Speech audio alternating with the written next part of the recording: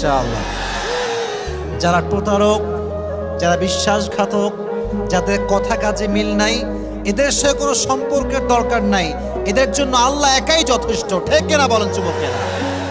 আমরা তো বড় মনের মানুষ, আমরা তো ব্রড মাইন্ডেড পার্সোনালিটি বিলং করি, আমরা মাফ করে দিব, বাদ বাকি আল্লাহ ভরসা। ঠিক কিনা যুবকেরা?